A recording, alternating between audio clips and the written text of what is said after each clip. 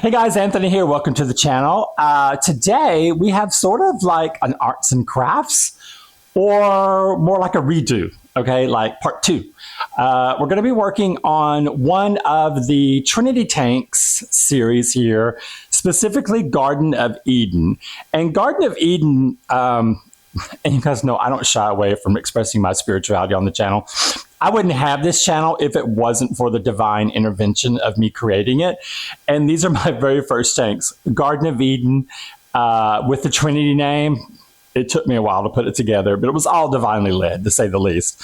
But Garden of Eden, this is Adam and Eve. Now, these are two pieces of wood that when fit together, when I was carrying them in a nature walk, it just came to me, Garden of Eden. Now, 2 days later, I found my serpent. Now, the serpent is this snake, and I'm going to give you a better close-up. If you'll notice, the serpent does have a mouth. He coils around. He's got this beautiful color of wood. He's got striations, so he doesn't have as much as he did when I first put him in the build because he's absorbed some of the tannins in the water. But this stick I've literally found right in front of me. Mother Nature takes care of me. That's all I have to say, because I found this literally 2 days later, and it is the exact size of the framework of this tank. It fits in there by tension. I can put it exactly at the top with the head coming out, or if I submerge it, and this is the freakier part, it molds to the rocks that are in here. And I'm going to give you a close-up if you can see. I can't get it near the water right now because it's dry and we need it to be dry and just put a little moisture on it. Now, what I have is before the snake had Christmas moss on it with thread. Now, I had Mystery Snails, and I've talked about this before. I'm not a fan. My Mystery Snails came with a shrimp order, and they were huge. I had one in here and one in here. I put one in Tree of Life. They dislodged all of the stem plants, and when they would go over a stem plant, the leaves are so fragile on them that the leaves just came off. My stem plants just kept dying out until finally I got rid of all the Mystery Snails, and now I don't have problems because they were doing it in the lower build and they were doing it in the upper build. So it didn't matter which build they were in. They would go over stuff and they were just too big for my plant life that was in there, and they were just wreaking havoc on it. So needless to say, I had this covered in Christmas moss and it was looking beautiful. And I had it on with thread. My sister had got me a sewing kit. And so I put the Christmas moss on it, wrapped it around it. It was growing. It was looking awesome. The shrimp would get, and this was right at the top. So the shrimp would get right up at the top and just crawl all over it. They loved it. Well, when the Mystery Snail was introduced, and you guys know I'm a flight attendant, so I'm gone for days at a time. I came back and my Christmas moss was not on it anymore. Everything died off of it because when the snail comes over it, it was just dislodging everything that was held except the little driest pieces or the dead pieces where the twine was. So yeah, we got rid of the Mystery Snails. And so now what we're going to do is I've gone online and I'm going to try doing super glue. Now, I'm not really good at super gluing. Every time I try to glue something with super glue, it doesn't work that well. I did do it in Tree of Life with the Christmas moss down there, and it looks really good. So I'm going to try and duplicate that. I've read the directions. I need to cut my little pieces like in 1/4 inch to 1/2 inch and just layer them along the top side. Now, you'll know it goes anywhere from 1/4 inch to about 1/2 inch. So my plan is to go along the top side, and then if I have any left over, I'll do it where the wider part is on the sides. Just do another trail of, and it's supposed to be placed about 1/2 inch apart. So I'm going to try and follow that. If I don't have enough of Christmas moss from what I've got harvested already, I'm going to go in and I'll take more out of Tree of Life so that we'll end up at least with the complete top side skin of for the new snake going in. So I'm going to set up this at my little work table with some lighting on it, and I'm going to film it. I'm going to speed it up that we can just see what I'm doing. So I may just do a voiceover if I have any issues with it, but that's the plan today. But now I'm going to give you like a close-up All the tanks have had their water change at least 2 days ago. Tree of Life had theirs yesterday because Tree of Life was just treated for its massive algae outbreak and it had hair algae. So if you guys are having trouble with that, check out that video because I did a really good job of getting it out of there, cleaning everything, and then reintroducing new water into it. So let me zoom in so you can see what Garden of Eden looks like and how the snake is really an integral piece to that. So thanks for showing up with me today, and let's get started. Okay, so I know you can see me. I hate that reflection, but hey, not much I can do about that right now. I've got too many lights on. Garden of Eden. So you can see how where this is Adam, and he curls around, and then here's Eve, and she curls around this way. They're literally just touching right here, and they've been glued in this spot right there. And I think it just looks amazing. Now, the Trinity series, they're all tanks that are basically one scene broken down into 3 vignettes. So that's why there's common elements to the substrate and to the plants that are in all the tanks. Now, the shrimp that are in there are all different. This tank has no shrimp in it right now. It started out with a mono, because I had a massive, massive bloom of biofilm off this. They got it under control, and then I pulled the monos out into the Tree of Life, and then I had some ghost shrimp that I put in there before I realized that ghost shrimp were cannibals, and I don't like ghost shrimp. So I'm trying to get rid of my ghost shrimp in a way where I can clean the tanks out that have them in it. So I've been able to get ghost shrimp out of this tank and the Tree of Life, which they were initially bought for, and now they're in my bowl trios, which they can just thrive away in there because those are new setups. But they do. I find them eating their tank mates all the time, so it's really annoying. Here is how, I'm going to try to be really careful because I do not want this to get wet. Okay, but see? So it can set, the curvature here, it will set on these 2 rocks down at this level. And it will also elevate up here at the top. So here you can see it was much lighter when I first had it, but since it's absorbed the tannins, but the mouth is just amazing. And it's just magical to me that this fit perfectly in my tank. This required no alteration. So I am very humble in the fact that Spirit and Mother Nature actually really do bless me with a lot of things that I can use in the tanks to show you guys what you can do just by getting out and foraging. So that being said, let me give you one parting shot here before we get started. Now this is Turtle in Motion, and this is a bird on a wire, and they're all doing really, really well. They're 4 months old. I do not have livestock in them yet, just because I want to get my water parameters down. I've been using an RO system for now 3 weeks in a row because I found out I had really hard water and it was being treated with chloramine. And if you guys know anything about your water parameters, chloramine is much harder to get rid of than chlorine and requires a separate filter. And basically, I had to discover this by my shrimp dying off, that I was having trouble with it. Well, they were having trouble molting because my water was way too hard. So now that's been rectified, and we're on week 3, and I was doing weekly water changes, but I think now I can go to every 2 weeks because my parameters have come way down and it's looking a lot more stable. So let me get my workstation set up and we'll take it from there. Okay, guys, so what I'm just doing here is setting up my prep, which I've learned to always put a towel down when doing anything with glue because I inadvertently get it somewhere. And then you'll notice this brown wrapping paper that I'm using is what comes in your Amazon packaging. So I take full advantage of the fact I kind of reuse all that stuff. That when packages come into the mail, I just keep all the plastics and all the paper and all that, and then use it for the rest of the hobby. The only thing I'm doing here is just taking some clumps that I had harvested from the Tree of Lifescape, and I'm trying to cut them into like no bigger than a ½ inch length, because when I read online, as the way I wanted to do it was like stagger the Christmas moss, starting at the tail and then moving forward. Um, and I tried to be really, really, really careful. What I noticed though, and what you're going to see at the end, I was kind of in shock, which is the reason why I don't like gluing, is you can see the glue. And so basically, I'm going to give you guys a heads up.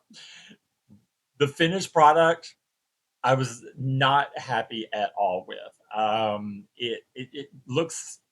It looks more like an anaconda that has spots than it does a snake that's going to have a green layer covering it. And so I've already decided, hey, look, if it doesn't work, I can take and I can sand down the super glue and I can just use the snake as it is, or I could go back to my thread version, which I was using before. But I do not have enough uh, actually Christmas moss because I was really wanting to do that. Um, I was going to follow up with that, and do it now, but I just do not have enough of it. So it just got to be, I was like, okay, I'm just going to make the best of a situation and just go with it.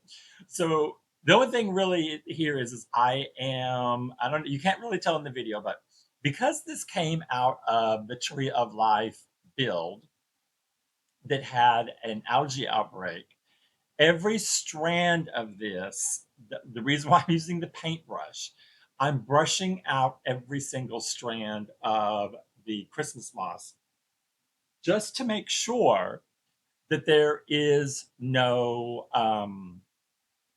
any algae in it. And you can definitely tell the difference in the coloring, and you'll see spots flicker on the paper.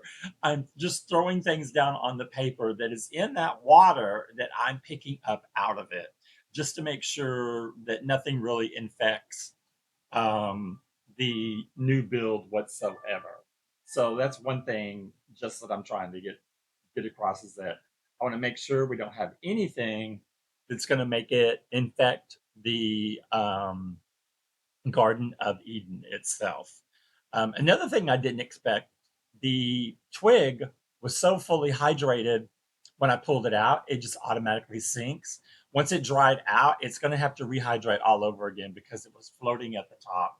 But like I showed you in the video earlier of how it is exactly the size of that tank. So it curves on itself, and really you just kind of have to like push it down. It molds to the rocks. It looks really incredible. So I'm really, really, really, even if I messed it up by not doing the right thing with how I use the glue on here, um, I will, even if I had to just have it in there nude without any of the Christmas moss on it, because I just think it looks amazing, as it is. And I wish I didn't have the problem with the mystery cells. Okay, so here I'm just separating the pieces out to kind of get an eyeball of which ones are shorter, which ones are longer, which ones be off, which ones have more than one clump. I don't have enough to do clumps that I'd already discovered. It was because I really, really, really wanted to get as much as possible the top layer, the topmost up layer on the stick itself. And so I believe we're about to, once we get out of this little section here, is it's going to slow down just a little bit. You can see. So I started with here we go. I started with the tail end, and except for a couple of pieces, they're all going the same direction. So it wouldn't hold with the wood dry. So I was having a really difficult time right when I first started off. So I had to get the stick a little bit moist. And it did say to keep it moist.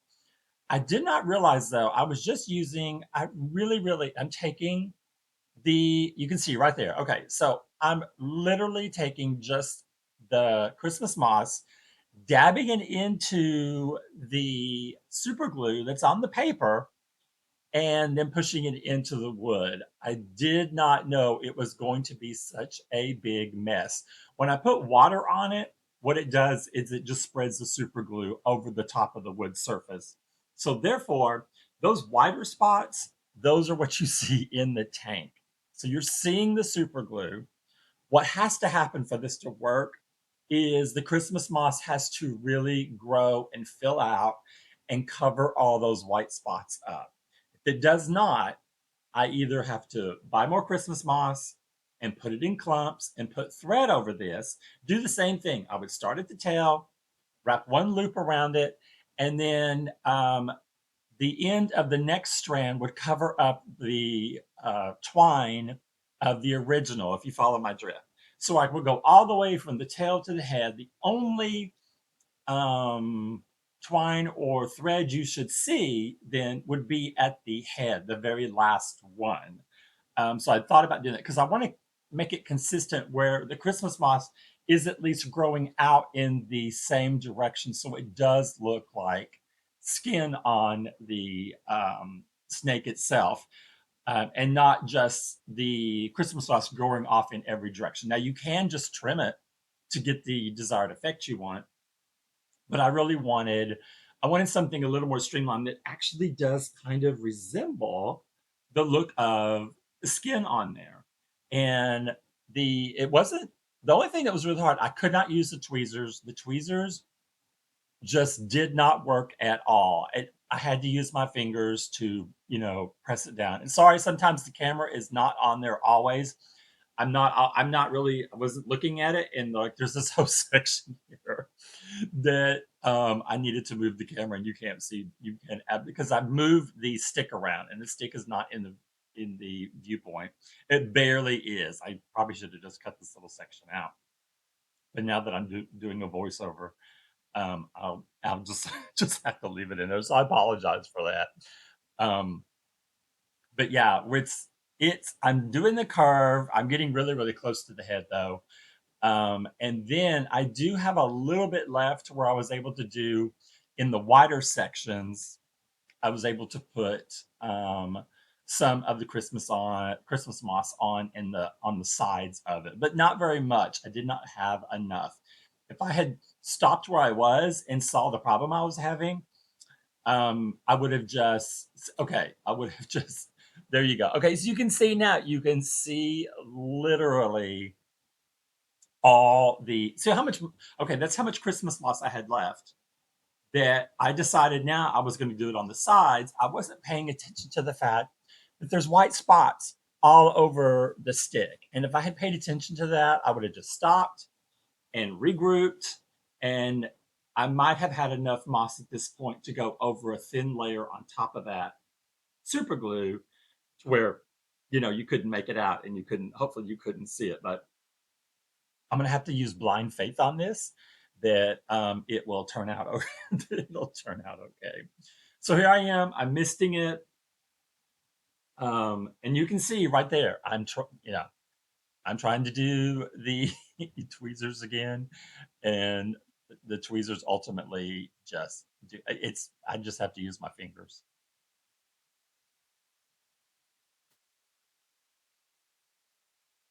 Yeah, and I'm just literally just dabbing them into the super glue and then putting it on the snake. And I'm just trying to find some spots that were like right around where it has a little more width and it's going in the same direction as the other threads are going to go. So in theory, it should um, kind of all grow out like the same.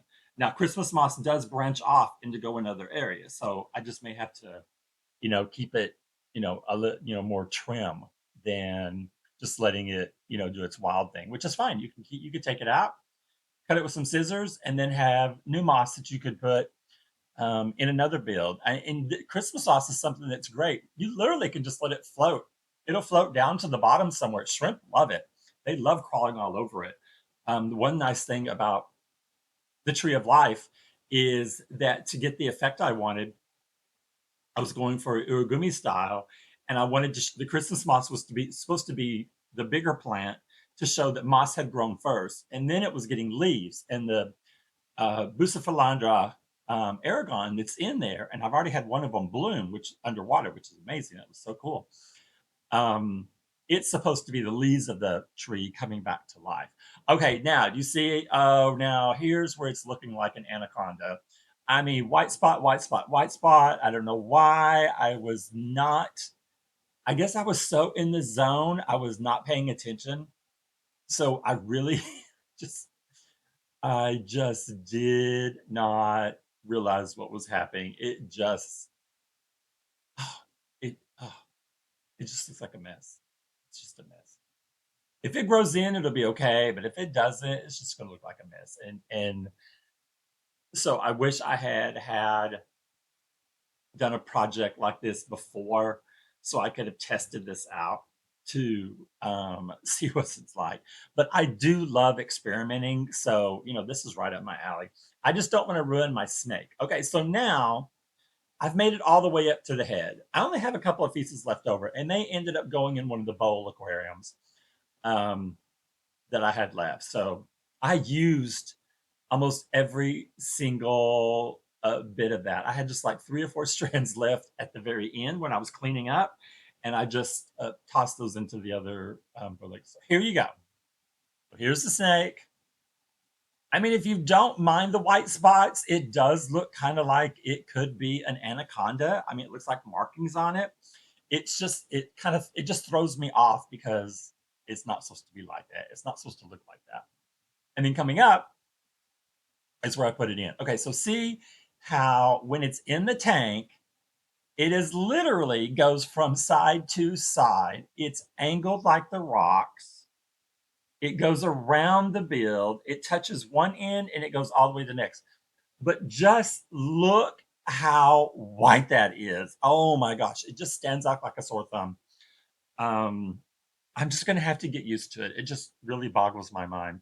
It can even be, right now, it's not resting as deep as it normally does because it's not waterlogged. It's full of air. So it settles better on the rocks. And I think that's the part about it. It's so cool because it looks so natural. So I hope this helps and gives you guys an idea on either how to do this or how to correct it. You guys have a great day. Bye-bye.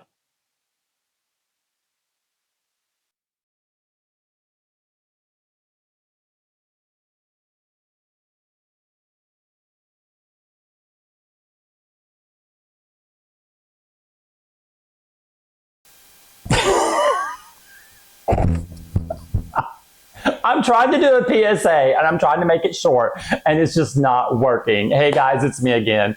Sorry for the interruption. You thought the video was over, but no, it's not. I want to do a public service announcement and I want to say a huge heartfelt thank you to all my subscribers, all my comments, all my likes for the videos. You guys humble me.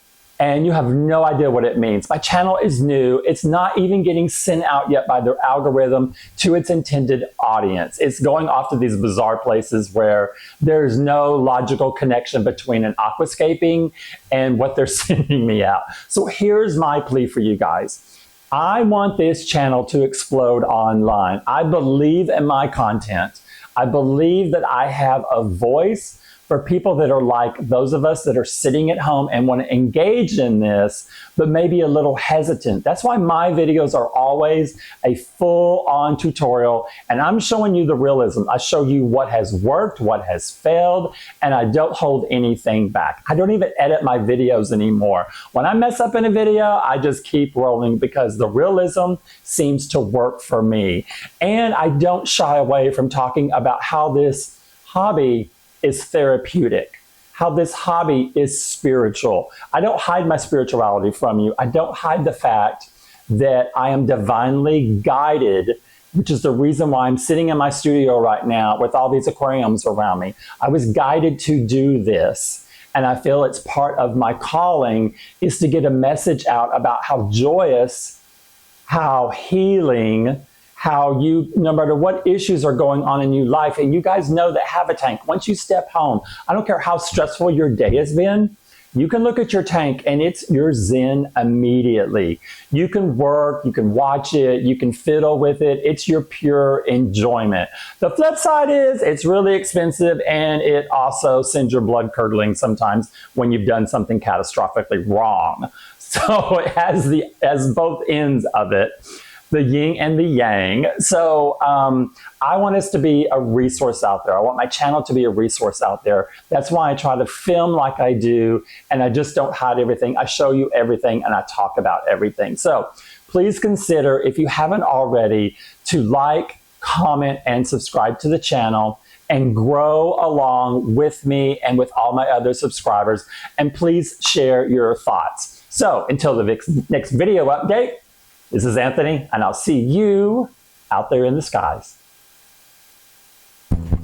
Okay, where'd to go with that?